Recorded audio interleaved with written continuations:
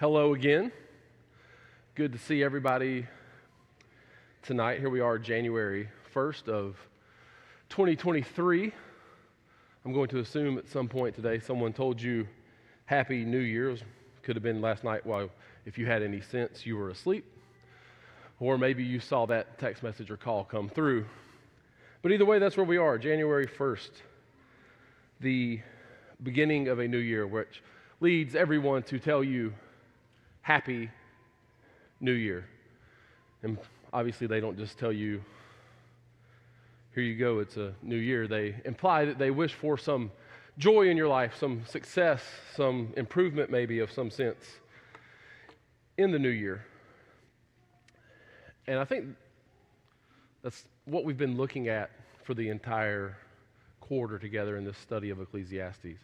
Ways to find true joy, true happiness in our lives. In essence, the preacher has been telling us how to have a happy new year. And so traditionally we go about that a couple of different ways, the main one being that a lot of us are going to make some New Year's resolutions, right? If you're going to make a resolution, or if you typically make resolutions, let me see your hand real quick. Yeah, they're still popping up. Okay, so a few of us, and then there are some of us who don't. I just raised my hand to get you to raise your hand. I typically don't make quote-unquote New Year's resolutions. I do make some goals, I guess you could call them. But, again, we make those, or people make those, so that they can have an improved life throughout the course of the next year. These are, in fact, to try to implement a happy new year for us in the year to come. So, if you're going to make resolutions, or if you don't like to admit that you make resolutions like myself and you just want to say you're setting some goals in the next year, because to me, like, resolution implies that I haven't been doing a good enough job, which I know is probably the case, but I still don't like to say it out loud. Then I have a couple of suggestions. One, there's a congregation near and dear to mine and Savannah's heart, about an hour and a half up the road. They do this thing every year. This is a very simple way to make a minor resolution in your life, and that is simply they pick out one word that they want to see on a daily basis. They put it in different places, whether it be in their home or their office, somewhere they're going to see it in their life, and they choose to try to get better in that regard every single day of the year. So maybe it's something like selflessness or edification or loving, whatever it may be. And that's a simple way to do it. So if you're not a resolution maker, that's a way to kind of take a baby step into it. And then secondly, I would suggest to you that as we've been going through this class, and we've had these three main themes pop up over and over and over again, to realize that life is a gift, not gain of our own accord, and that life is beyond our control, and looking at how we live life in the light that our death is coming to. Although hopefully we're all trying to take the words of the preacher and apply it all to our life. If there's one of those that you think you need the most work on, maybe work that into your list of resolutions. That's what I'm going to do. So in case you want to be my, what's that term we used to use, this because accountability buddy, or whatever it is, but if you want to hold me accountable, out of these three things, the one that I think that I personally need to work on the most would be realizing that we get simple gifts every day in this life, and to not strive for gain outside of those gifts of our own accord, searching for happiness. So that's one of the things that I'm going to try to improve on the new year. If you want to check in with me, do so. I suggest you probably do it by like February 15th, because most resolutions disappear by then. I think that's the date that I read that most of them go away on. But either way, I hope that you are ready for the new year, and that this study will help us all to improve our 2023 slightly, at least, over our 2022. The last time that we were together, the majority of our time was spent looking at chapter 8 of Ecclesiastes. And in chapter 8, we first looked at this idea of wisdom under authority, of living properly and being submissive to people in places of authority or rulers over us. And then we talked about the slow justice that sometimes comes when there are injustices committed by those in the world around us, and how that can be frustrating and confusing to our sense of justice. And then we started to touch upon, but we didn't quite finish the last portion of chapter 8, which is verses 14 through 17, where the preacher tells us that he commends joy for man. So we're going to look at that briefly in a few moments to wrap up our look at chapter 8. But then, once we conclude that, we're going to move into chapter 9 tonight, particularly the first 12 verses. And in that, we're going to do an introduction to that text. We are going to look at the one guarantee that in this life that we're told that we have. Then we're going to look at some uncertainties that this life holds for us. And then we're going to look at this idea that kind of fits in between both of them, sort of as a middle way of living. Again, the wise living is simple living. So that's what we want to accomplish tonight. So first we're going to finish chapter 8, and then we're going to jump into chapter 9. If you will, let's go to God in prayer, and then we will continue together. Father, again, we come to you tonight so thankful for all the wonderful things that you do for us. We thank you for the opportunity that we have to study your word together tonight, particularly the book of Ecclesiastes and the wisdom that we can glean from it. We ask that you help us to apply that wisdom properly in our lives. And as we go into a new year that we thank you for being able to see, we ask that you help us to use this information to improve not only our new year, but the years of those around us. As always, Father, mostly we thank you for Jesus and the sacrifice that he was willing to make on our behalf. We love you and him for that, and we pray all these things in his name. Amen. Okay, so let's, as I said, go back to chapter 8 really quickly. We're going to look at verses 14 through 17. These verses are not going to be on the screen. Just want to read them together, mention a few things, and then we're going to move into chapter 9. Chapter 8, starting in verse 14. There is a vanity that takes place on earth, that there are righteous people to whom it happens according to the deeds of the wicked, and there are wicked people to whom it happens according to the deeds of the righteous. I said that this also is vanity. And I commend joy for man, has nothing better under the sun but to eat and drink and be joyful, for this will go with him in his toil through the days of his life that God has given him under the sun. When I implied to my heart to know wisdom and to see the business that is done on earth, how neither day nor night does one eye see sleep, then I saw all the work of God, that man cannot find out the work that is done under the sun. However much man may toil in seeking, he will not find it out. Even though a wise man claims to know, he cannot find it out. So here in this concluding portion of chapter 8, after looking at how to live in submission to the rulers and to the authority on this earth, and then the fact that sometimes while doing that, there are things done, the justice for those things does not come as fast as we think it should. In this portion of text, we see some more confusing things about this life highlighted, but in the middle of it, in verse 15, the preacher not only counsels reverence in the face of life's injustices, but he also tells us to enjoy it. So this is at least the fifth time so far through the text of Ecclesiastes that the preacher has given us direction to enjoy life as it is, to enjoy the things of this life for what they are. Again, we have seen that this life is beyond our control, so we are to enjoy the gifts from God, not the gain of our own pursuits. And we are to enjoy all of these things as if they are from the hand of God, because that is explicitly where they came from. And again, I think it's important to make the distinction. This is not an instruction to a hedonistic lifestyle, but a call to realize that the good that we have is what God has provided us with. This is not enjoying the lustful desires of the fool, but rather it is enjoying things in the same way that James describes them in James chapter 1 and verse 17. That it's God that gives all good gifts. And they are to be recognized and enjoyed as just that from God.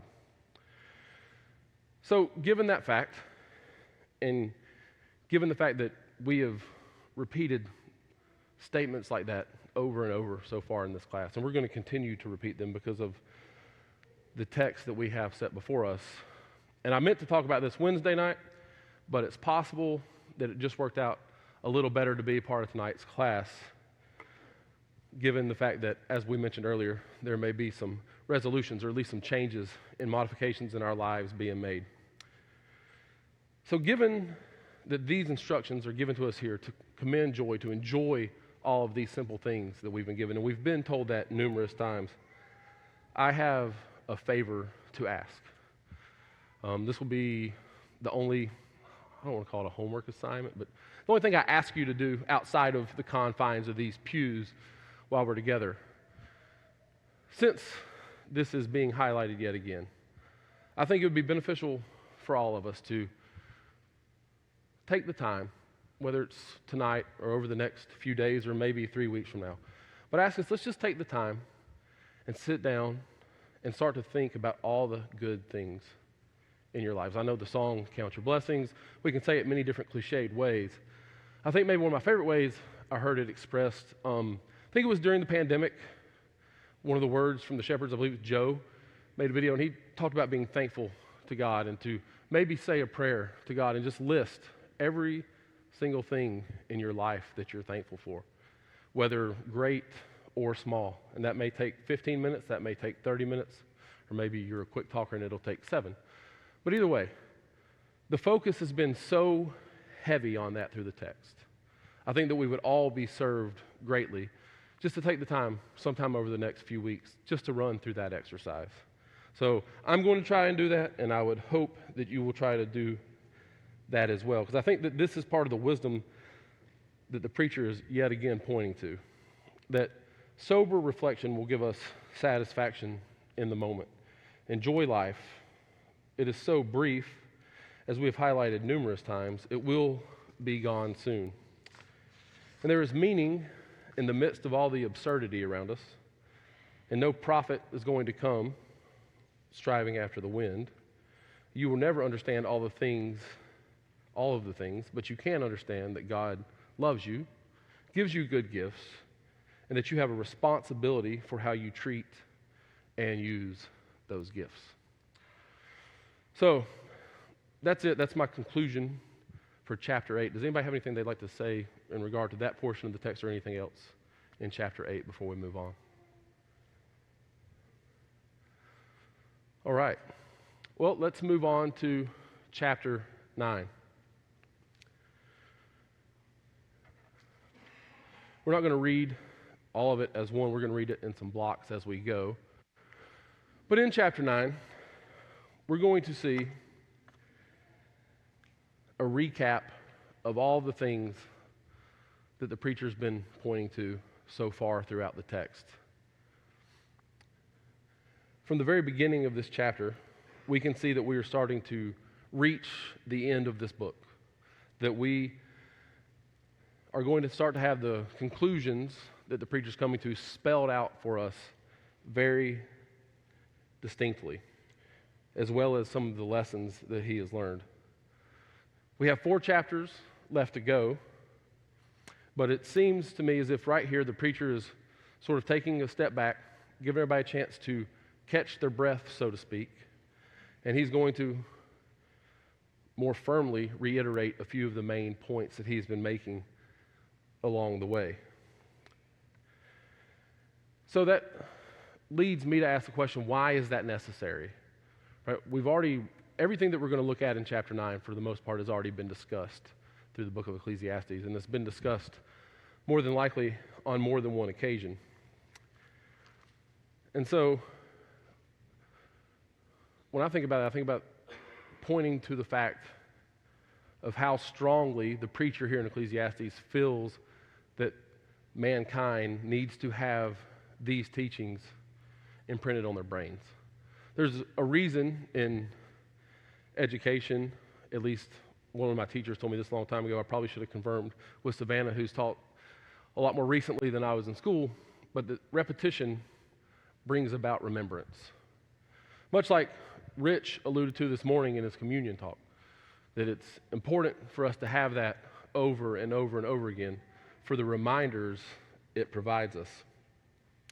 When we stop and consider all the things that we've been told so far, I think it is pretty clear. As we have mentioned, things that we are told have been counterintuitive to our thinking at times, and they are especially counterintuitive to the way that the world at large around us thinks or at least acts on a day-to-day basis.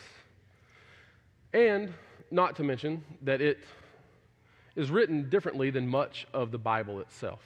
We talked about early in the class how it is not a part of the biblical narrative, so to speak. So it's not told as a story, so you're not remembering actions and consequences or results of those actions, but it's more a book of teachings and sayings that don't have necessarily the stimulant that a story does. So I think it's important that things get repeated for that reason as well. I think of it like this. The other day, my parents were in town to see their grandkids for Christmas, and we happened to be taking the kids to Bass Pro Shop to see Santa Claus. Turns out he's a fisherman. So we're standing in line, and we get done with that, and then we're at Bass Pro Shop, which is better than Christmas for myself and my father. So we're walking around, and we happened into this section of things for grills and grill accessories. As some of you in here know, I recently got a new grill, which I'm extremely excited about. And to Santa Claus's credit, he brought the majority of things that I need with it. But there's still a couple of items that I didn't have yet. So I start looking around for things. My mom, being my mom, she wants to get me something. By the way, my birthday is the day after Christmas. So she's resigned to the fact that she doesn't have to get me a Christmas gift any longer. I cannot get her to resign to the fact that I don't need a birthday gift as well. So I get something whether I want it or not. So I'm thinking, okay, maybe there's something small here that I can get her to get me. So, this looks good. I could really use one of these. And Savannah says, you don't need that. I think I could use this. Well, you don't need that. What do you know? You don't even grill. Like, how would you know? She said, you don't need that. Okay. The point is, if I would listen to Savannah, I would get it. I would have got it the first time, right? That thing I needed was sitting in my garage under a Jeep that's driven by a remote control for a 3-year-old. But I wasn't paying attention to what she was saying. And it finally, after 3 or 4 times, dawned on me. So I think that's the same reason here that the preacher's revisiting so many of the things that we've talked about already over and over again, because sometimes we just are like, sometimes I am just like that. I assume that some of you are as well.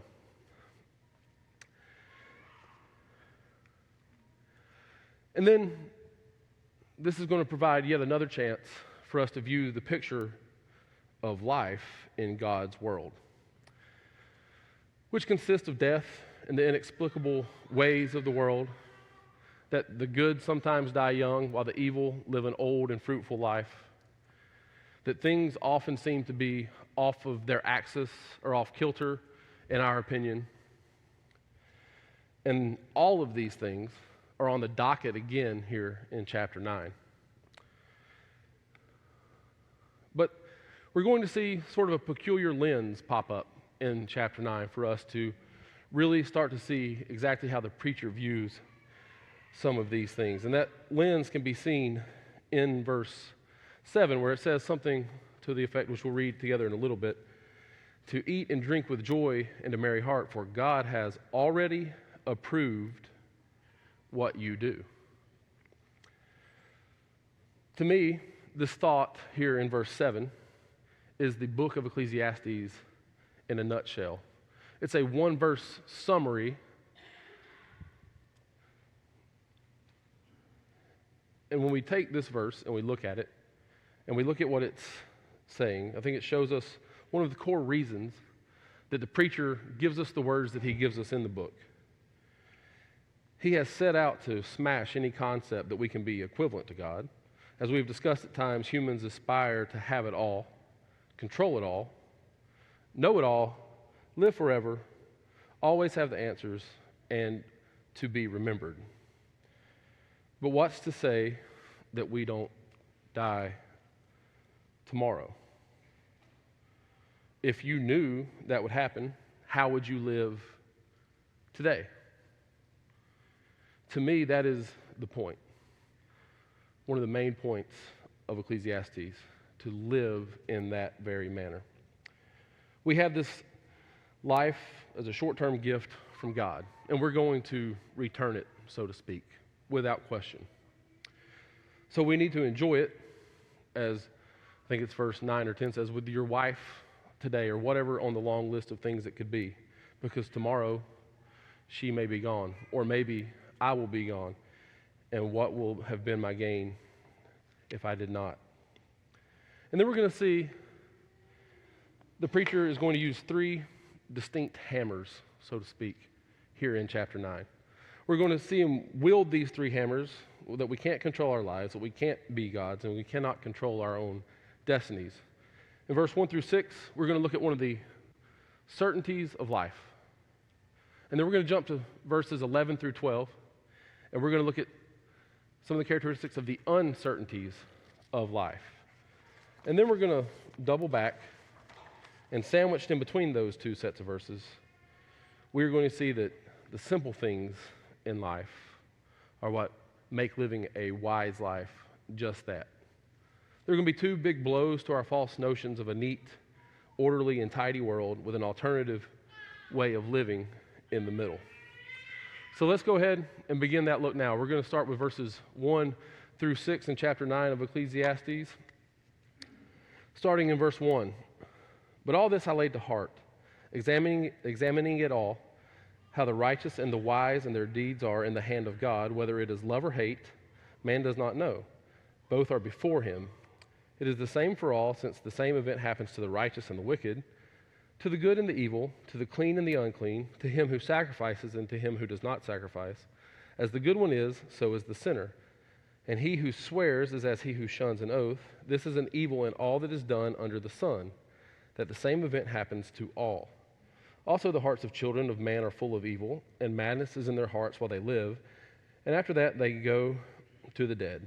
But he who is joined with all the living has hope, for a living dog is better than a dead lion.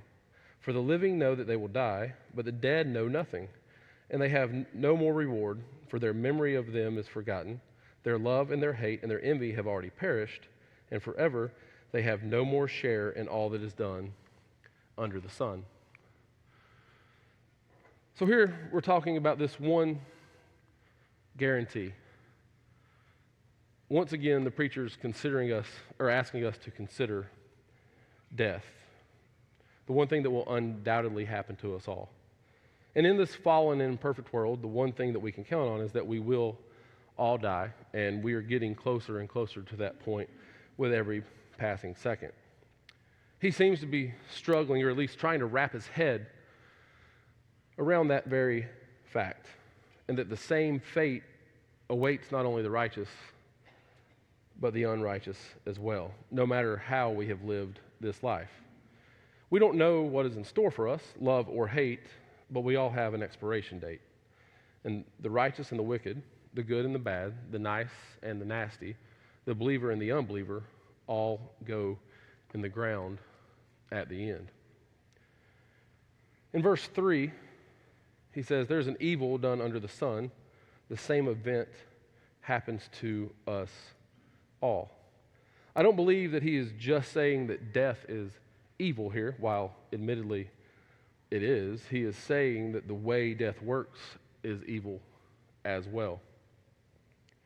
It takes the good along with the bad, and where is the justice in that? It doesn't make sense to the preacher in the moment, and it doesn't make sense to us often today. For anyone, death can be a terrible thing. But how much worse does it seem to us when someone who is good and youthful gets taken away from this world that we live in prematurely, at least prematurely in our minds? Good people aren't guaranteed a fair deal from the Grim Reaper, and that seems to be bugging the preacher in his speech here. And I think we all have to admit it at some point or not, it's bugged us as well. It's one of the things that living a life under the sun confuses us with. It's part of the Hevel here on this earth. But we're seeing a particular perspective being emphasized here in these verses. If you notice, again, it said, under the sun, there is an evil. Why do the mass murderer or the drug dealer or you fill in the blank? Why do them, and then someone who lives an upright life, why do we all get the same fate? Here under the sun, it doesn't make sense, as we've already said, and it'll leave us scratching our heads. However, this is not a comment pointing out that there is no sense at all, just that it doesn't make sense to us here. Again, we're seeing the preacher highlight the fact that our human ability to obtain wisdom has its limitations. But then he goes on to talk about the fact that there's still hope. That when you consider these two things together, that God knows the big picture, that we do not, and our little picture is that death is certain, no matter who we are or what we have done, when those two things are together, then life is worth the living. He who is joined with all the living has hope, it says in verse 4. And then it says, even a living dog is better than a dead lion. Again, the preacher here is using some interesting analogies to get his point across. So I'll ask you, I need to stop, and I don't think I've asked a question yet, so let's get that out of the way. What does that mean to you? Even a dead dog, or even a living dog is better than a dead lion. What does that mean to you? It's better to be alive? I agree with that. Thank you, Miss Vanessa. Anything else?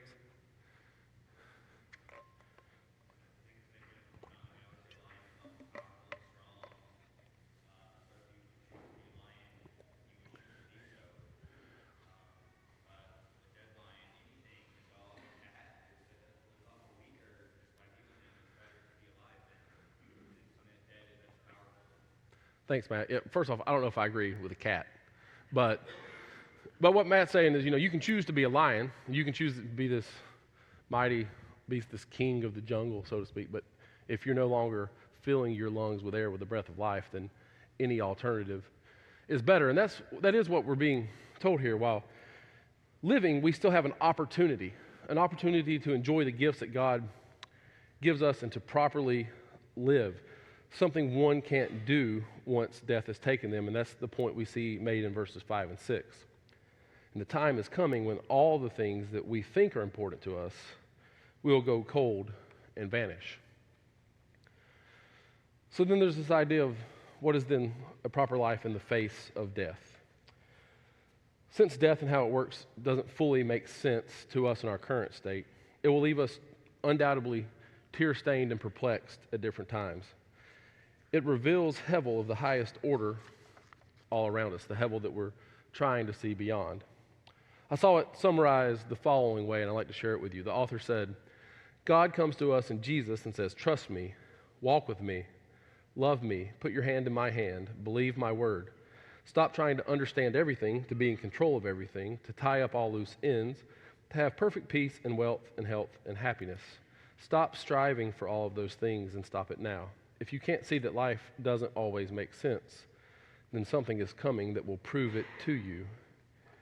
Death is coming. And I think that clearly with the emphasis we see here and in other parts of Ecclesiastes, we understand that death is going to take us all. And that being the case, we must then prepare to die well. I believe that preparing to die well is not drawing in the curtains, putting on black, thinking morbidly, and staying inside all day. Not that if you wear black, I have a problem with that. I just mean if you're doing it for that purpose. But instead, it's preparing to die is thinking about how we then should live. And that's what we're getting to here. Any questions or comments about verses 1 through 6 before we continue? Yeah, Guthrie.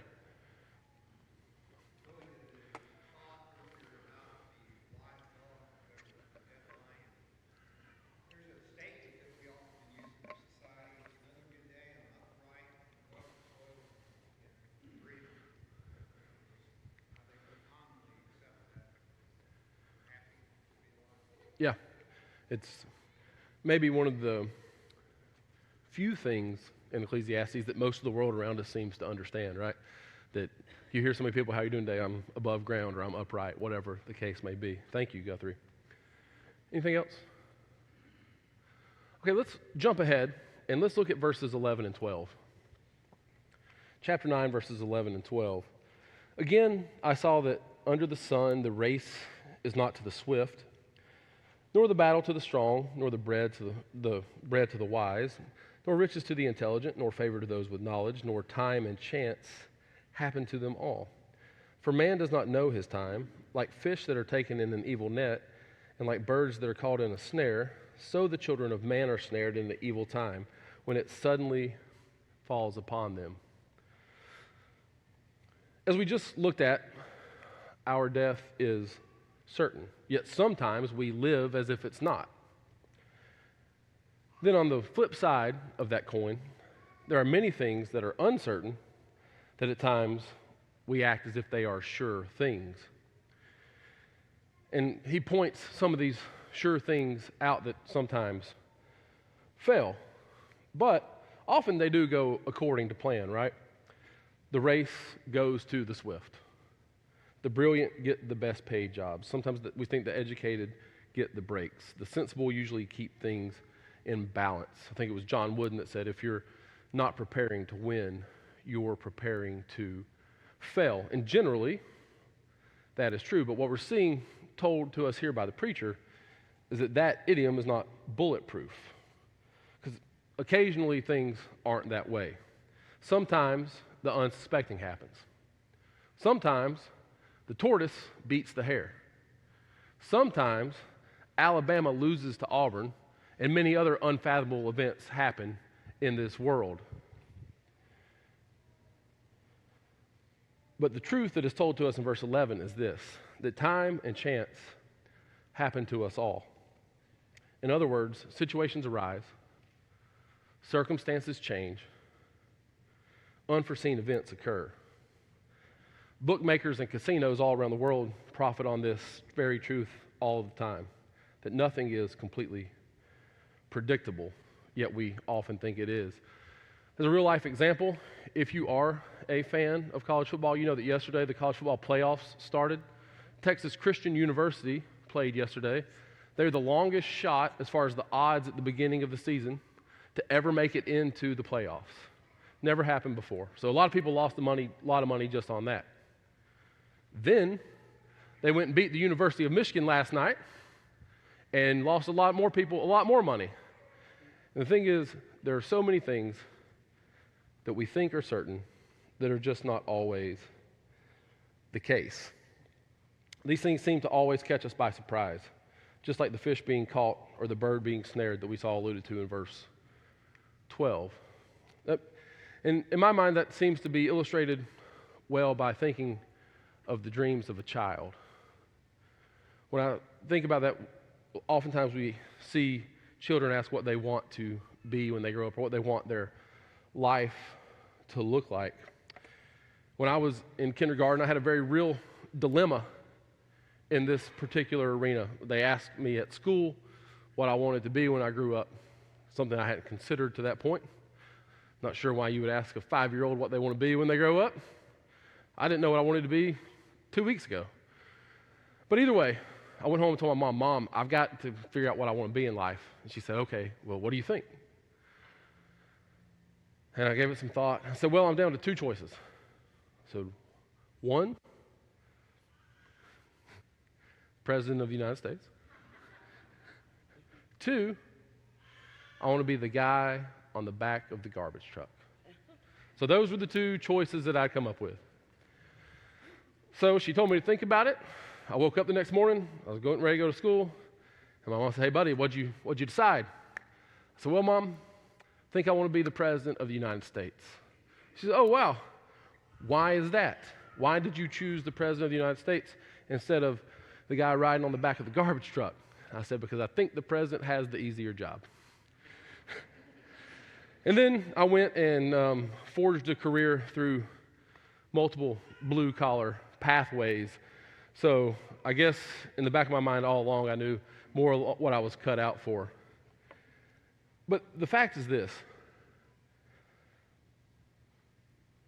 Our lives don't always consist of the things that we think it's going to, whether that be the job that we think we want to have, the type of family that we think we're going to have, the house that we're going to have, or so many other things. And here the book of Ecclesiastes is telling us that maybe those things will happen, but also maybe they won't. And regardless if they do or they don't, there are going to be other troubling times that come along as you're experiencing these things that will make them less than ideal anyway. So here the preacher is beginning to point to a life of faith in the midst of a world of Hevel. In the middle of the confusing, fleeting, and trivial, he's pointing us to putting our faith in God. Putting our faith in something that is not under the sun. Something that doesn't fall into the same category as all these other things. Because in verse 12, as it says, man does not know his time. And the preacher in Ecclesiastes seems to be a twin separated at birth. I don't know how many times I've put up supporting verses, so to speak, on the screen during this class, but more often than not, it feels like those verses come from the book of James. And it's as if the preacher and the James are completely on the same wavelength. In James chapter 4, verses 13 through 15, James puts it this way. Come now, you who say, today or tomorrow we will go into such and such a town and spend a year there and trade and make profit. Yet you do not know what tomorrow will bring. What is your life? For you are a mist that appears for a little time and then vanishes. Instead, you ought to say, if the Lord wills, we will live and do this or that. So, given James's words and the words of the preacher, what does a life well lived in the face of these two things look like? On one hand, we're told here that our death is certain. But on the other hand, the timing of that and what will happen until it comes are not. And the preacher has a simple answer. If one day you will die, then live today. And if you do not know when that day will be, live now while you can. And so now we're going to go back to those verses sandwiched in between to see that answer given. Verses 7 through 10. Go eat your bread with joy and drink your wine with a merry heart, for God has already approved what you do. Let your garments be always white, let not oil be lacking on your head. Enjoy life with a wife whom you love all the days of your vain life that he has given you under the sun, because that is your portion in life and in your toil at which you toil under the sun. Whatever your hand finds to do, do it with your might. For there is no work or thought or knowledge or wisdom in Sheol to which you are going. So here, we've seen that we have one certainty in life, and that's where we're going to die. But then we also have been told about all the uncertainties in life, which are Hevel. They are confusing. They are an enigma, so to speak. So we get the answer then here to what we should do. Look again at verse 7, the beginning particularly. It says, go. Not just eat your food with joy, rather go and do it. Seize the day, so to speak. Do it with a purpose, because they are a gift, and God has already approved what you do. God takes pleasure in our pleasure. It is, after all, a gift from Him.